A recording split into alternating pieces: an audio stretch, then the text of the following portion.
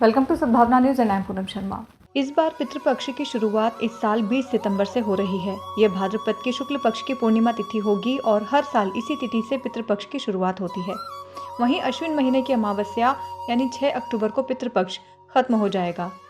पितृपक्ष के 16 दिनों का हिंदू धर्म में काफी महत्व है। मान्यता है कि इन दिनों में पूर्वज धरती पर आते हैं, ऐसे में उनके नाम से दान आदि करना चाहिए और ब्राह्मण और गरीबों को भोजन कराया जाना चाहिए। मान्यताओं के अनुसार जो लोग पितृपक्ष में दान और श्राद्ध आदि नहीं करते, उनके पितृ भूखे प्यासे ही धरती से लौट जाते हैं और परिवार को पितृदोष लगता है।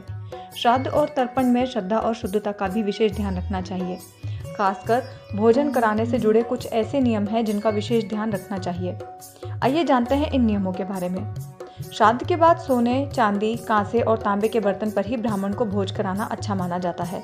श्राद्ध और तर्पण में लोहे और स्टील के बर्तन का इस्तेमाल नहीं करें।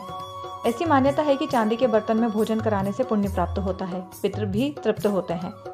एक और अहम बात जरूरी है, श्राद्ध के बाद जब भी ब्राह्मणों और गरीबों को भोजन कराएं तो इस बात का ध्यान रखें, उसे केले के पत्ते पर नहीं परोसें।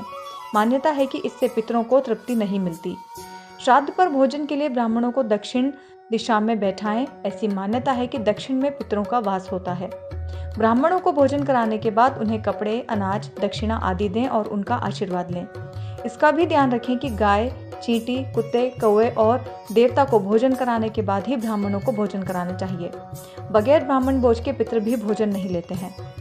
भोज और दान दक्षिणा देने के बाद ब्राह्मणों को उन्हें छोड़ने द्वार तक जाएं। मान्यता है कि ब्राह्मणों के साथ पितरों की भी विदाई होती है।